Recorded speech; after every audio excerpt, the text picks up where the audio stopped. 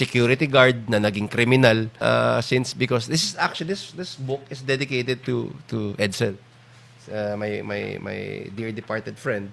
So yan, I made this because one of the reasons pumanaw nga siya nung this year. And may art to, may drawing siya. Problema, I wanted to keep Edsel's memory alive, so I used his shots. Okay. So yan yung mga actual cinematography sa film. Sa film, siya ba ang cinematographer mo? Siya, cinematographer. Saan nila makikita? Saan nila mabibili ang Crossing? Dito sa Coffee and Comics. Dito sa Coffee and Comics. Sa Panay. Punta kayo dito sa Panay. I-link naman namin yung address dito. Dito sa QC. Pwede kayo mag-hangout dito. Pwede kayong tumambay. May music and may books. Two of my favorite things. Tambay ako dito, guys. Halos araw-araw.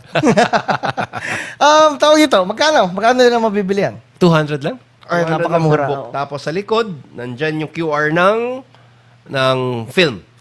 Tapos isa pang QR para sa song. Kasi may kanta siya. May kasama siya kanta. Dun sa film may kanta. Ang title ng instrumental song na yun, is called When God Left Me. Oh. So, kasi ganun din yung lyrics, ganun din yung content ng pelikula yung no? pakiramdam kasi ng film is parang Ganun. parang Wala na, sira kailangan ko nang buhay gawin. ko eh. Kailangan ko nang gawin to. Parang iniwan na ako ng Diyos. Oo. So, Nagsulat ka, gumawa ka ng pelikula, may kanta pa. At saka guys, yun pala, kung may ano ko nga, sa mga makita po nito, pupunta kayo dito sa Coffee and Comics, try yung bilhin yung mga iba't ibang gawa ng mga local comic book writers dito.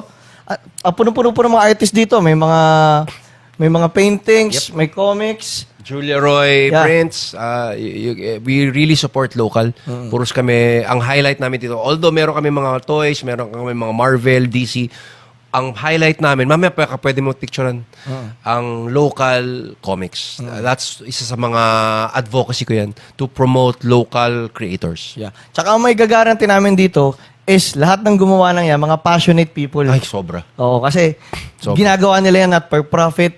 Gusto nilang gawin yan for art's sake. Yep. Sobra silang, these are people na talagang mamamatay pag hindi gumawa ng comics. Yeah. These are very passionate people. When I've met them, sabi ko, these people deserve more.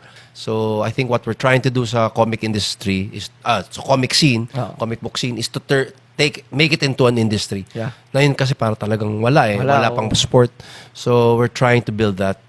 Thank you to, shout out sa Comic-Con, sa Comic-Cat, and all those organizers ng mga comic book events. Sobrang pasalamat lahat ng creators sa inyo.